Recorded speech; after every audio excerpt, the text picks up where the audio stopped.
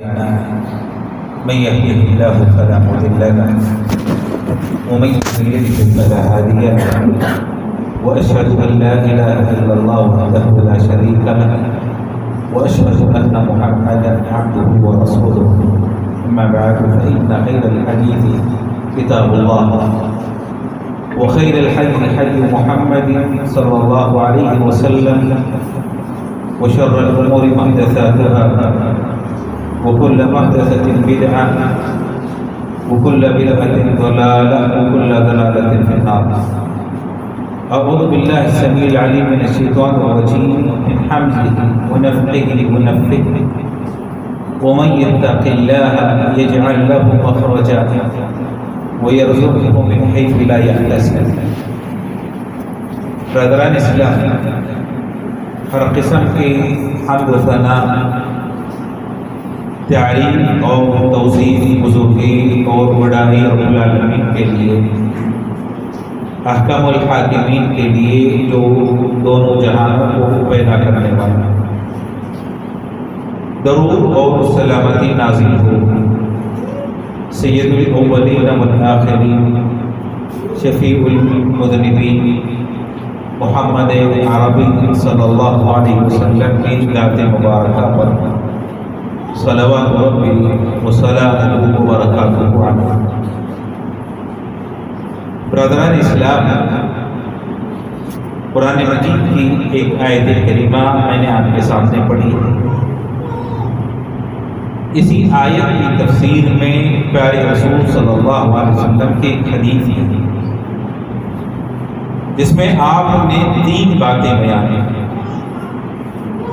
اور اس حدیث کو 2 صحابہ نے روایت کیا، ابو ذر غفاری رضی اللہ تعالیٰ اور معاذ بن جبل رضی اللہ تعالیٰ.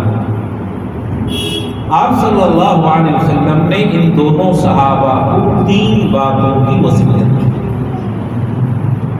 اور آپ نے فرمایا وصیت کرتے ہوئے اتق اللہ حیثما کنت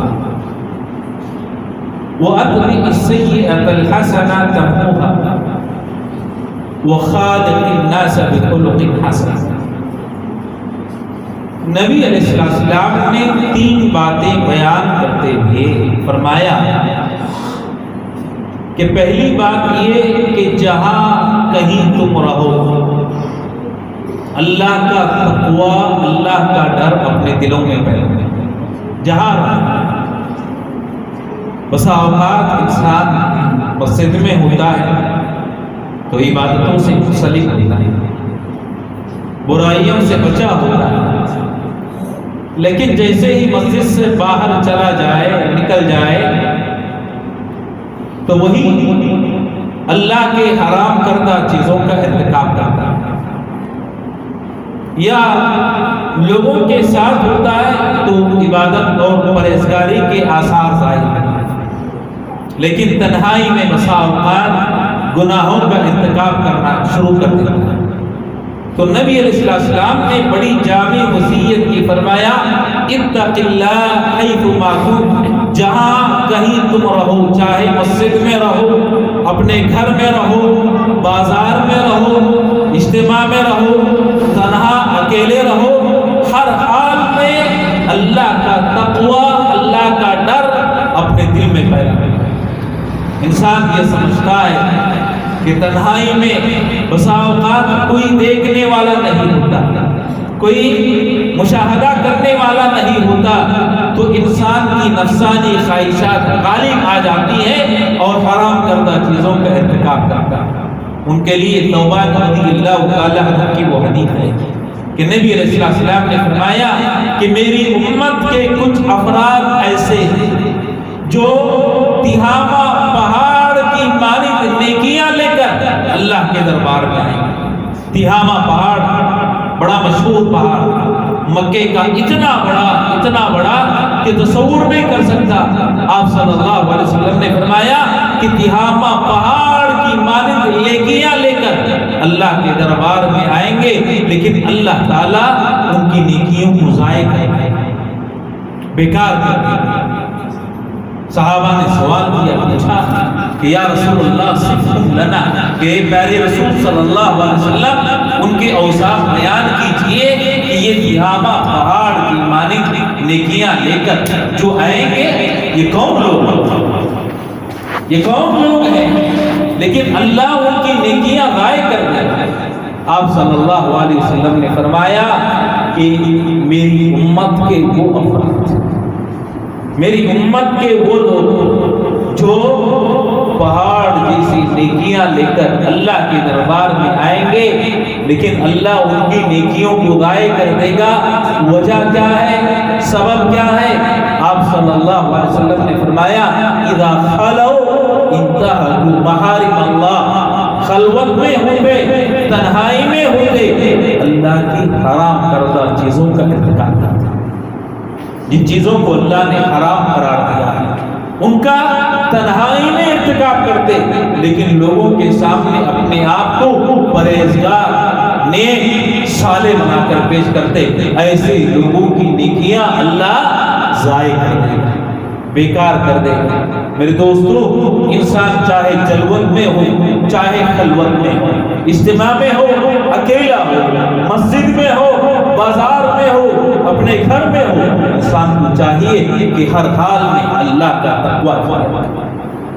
ابن عمر رضی اللہ تعالیٰ عنہ ایک مرتبہ اپنے ساتھیوں کے ساتھ سفر، عظیم صحابی،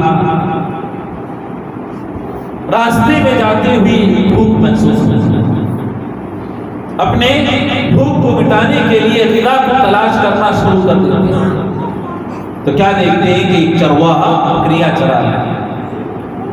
چرواہے کے پاس آیا، ان سے کہا کہ ہم چاہتے ہیں کہ تم سے ایک بکری لے لیں، حاصل کر لیں، کیا تم بکری بیچنے کے لیے تیار ہو، دینے کے لیے راضی ہو؟ کہا کہ یہ میری بکریاں نہیں، میں تو صرف ایک چرواہا ہوں، اپنے مالک کا غلام ہوں، بکریاں میرے اپنے مالک کی ہیں، میں ان کا مالک نہیں، بیچ نہیں سکتا، تصرف نہیں کر سکتا۔ تو ابن عمر رضی اللہ تعالیٰ عنہ نے جب یہ جواب سنا، آزمانے کے لیے، اس کے ایمان کو جانچنے کے لیے، اللہ کا تقوی کتنا پایا جاتا ہے یہ جاننے کے لیے اس سے کہا کہ اگرچہ تمہارا مالک یہ بکریاں ہیں لیکن یہاں تمہارا مالک نہیں، تمہارا آقا نہیں، اور تمہارے تصرف میں بکریاں ہیں، ایک بکری ہمارے ہاتھ فروخت کر دو۔ جب مالک سوال کرے پوچھے تو کہہ دینا کہ بکریوں کو بھیڑیا لے گیا، ایک بکری کو بھیڑیا کھا گیا، یہ جواب دینا۔ تو چرواہا جواب دینے لگا فَأَيْنَ اللَّهُ، ہو سکتا ہے دنیا میں اپنے مالک کو یہ جواب دے کر بچ جاؤ، سزا سے اپنے آپ کو بچا دو، لیکن کل قیامت کے دن جب اللہ مجھ سے سوال کرے گا، اللہ میرا محاسبہ کرے گا، اللہ مجھ سے سوال کرے گا، پوچھے گا، تو میں کیا جواب دوں گا؟ فَأَيْنَ اللَّهُ، اللہ کی ذات کو دیکھ رہی ہے، اللہ کی ذات میرا مشاہدہ کر رہی ہے، اگر میں نے ایسا کر لیا تو قیامت کے دن اللہ میرا محاسبہ کرے۔ ابن عمر رضی اللہ تعالیٰ عنہ اس کے اس جواب سے اتنے متاثر ہوئے، وہاں سے جاتے ہوئے، رخصت ہوتے ہوئے، ان کی زبان پر یہی جملہ تھا فَأَيْنَ اللَّهُ، کہ اللہ کی ذات دیکھ رہی ہے، اللہ کی ذات میرا مشاہدہ کر رہی ہے، اللہ کی ذات میرا حساب کتاب لے گی۔ یہی الفاظ ان کے زبان پر جانے سے میرے محترم مسلمان، اللہ کا تقوی کوئی انسان اختیار کرتا ہے تو اللہ تعالیٰ نے اس کی وصیت انبیاء کو کی، اللہ نے اس کی وصیت صالحین کو کی۔ اسی لیے انسان کو چاہیے کہ رب کا تقوی اختیار کرے۔ تقوی کہتے کس کو؟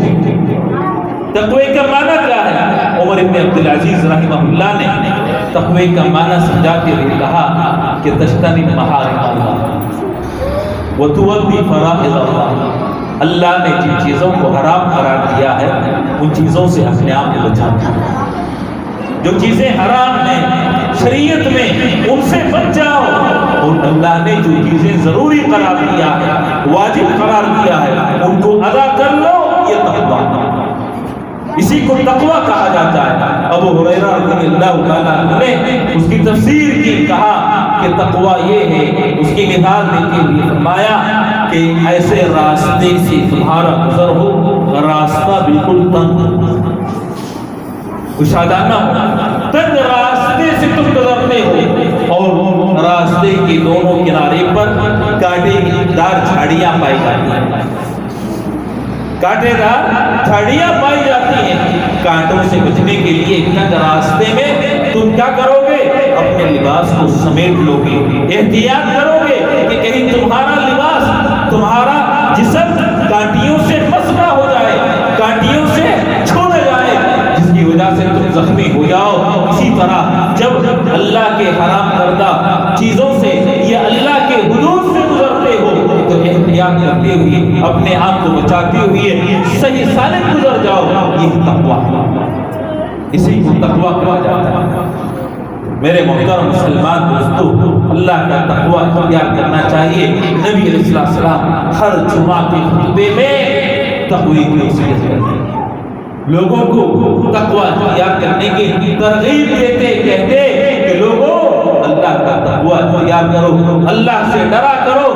ہمیشہ ہر حال میں جس آدمی کے پاس اللہ کا تقویٰ ہوتا ہے، اللہ کا ڈر ہوتا ہے، میرے دوستو، اللہ کی فرائض کو ادا کرے گا اور اللہ کے حرام کردہ چیزوں سے اپنے آپ کو بچائے گا۔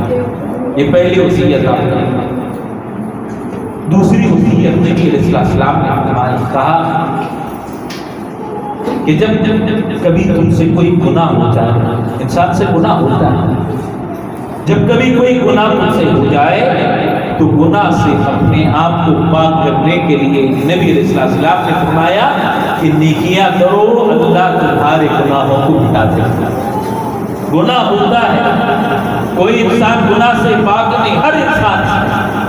آپ صلی اللہ علیہ وسلم نے فرمایا کہ ابن آدم کی اولاد سے، ہر اولاد سے، ہر انسان سے غلطی ہوتی ہے، لیکن بہترین آدمی وہ ہے غلطی ہونے کے بعد توبہ کرتا ہے۔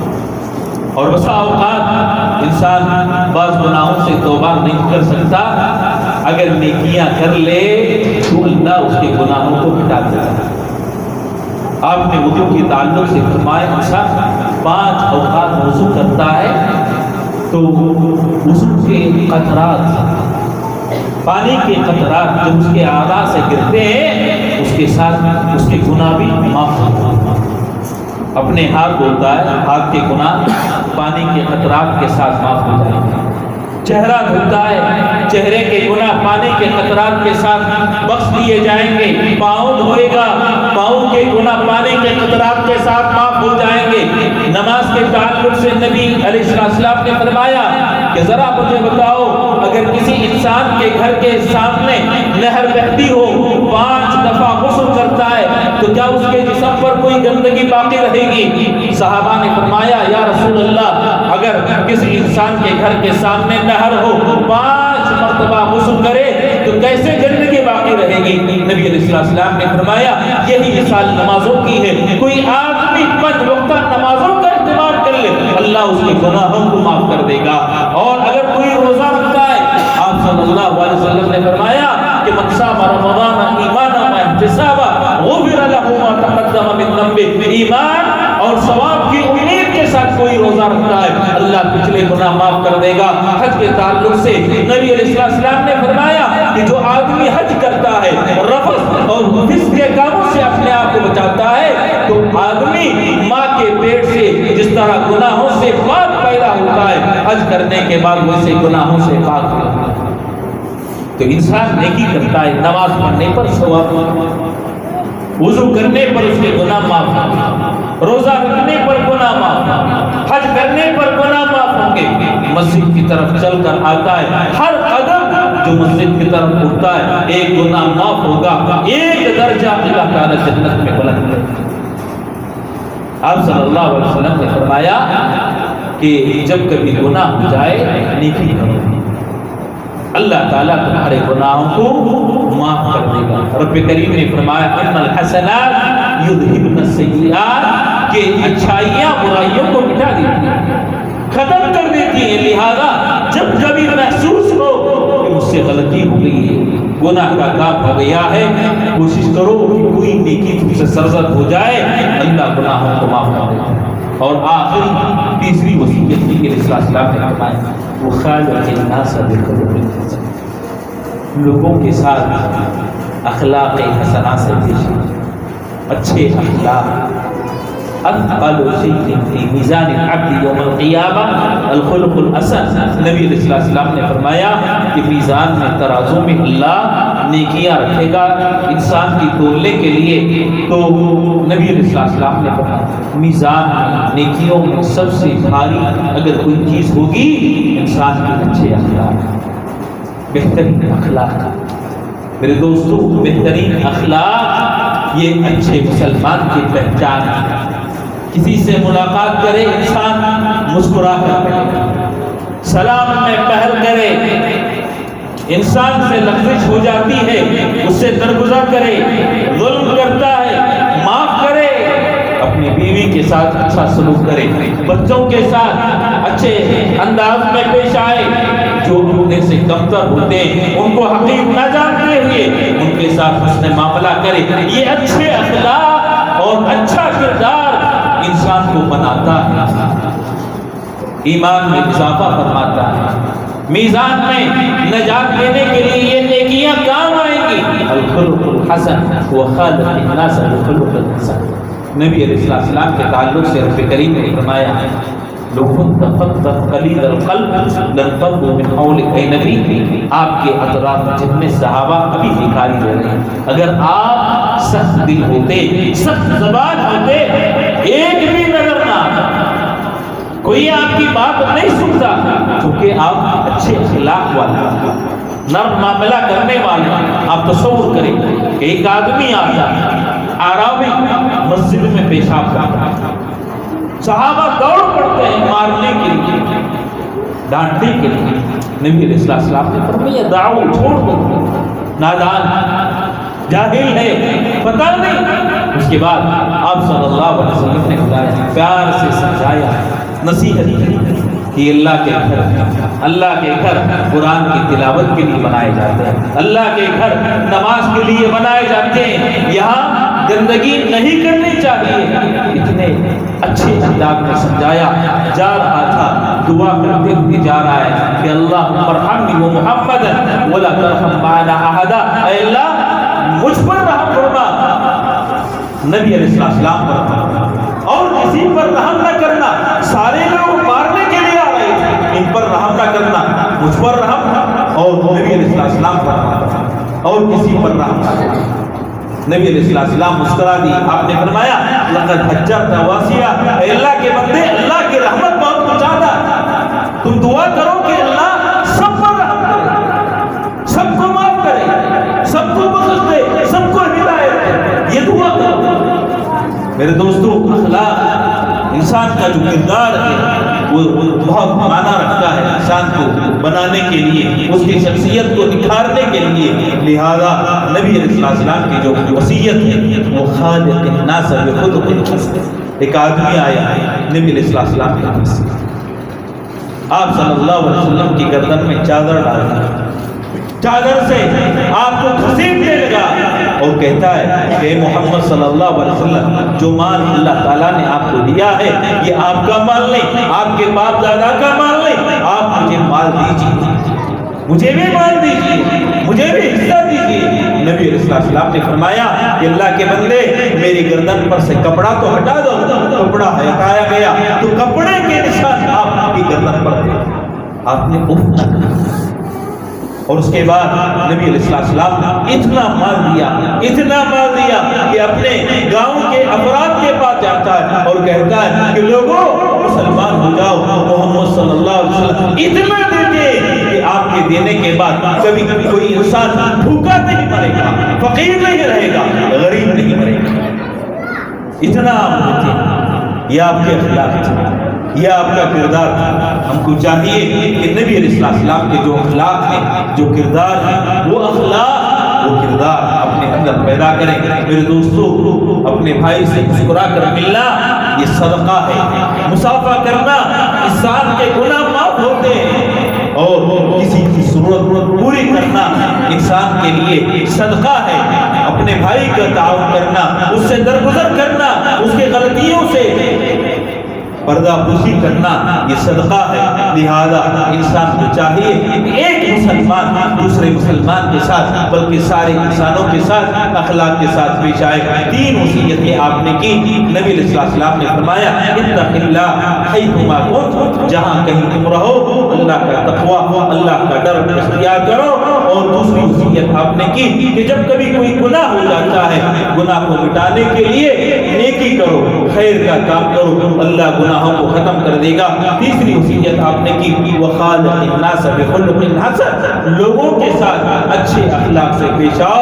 یہ تینوں ایسی وصیت ہیں اگر کوئی انسان کو اپنا لے دنیا میں بھی کامیاب ہوگا اور آخرت میں بھی کامیابی حاصل کرے گا۔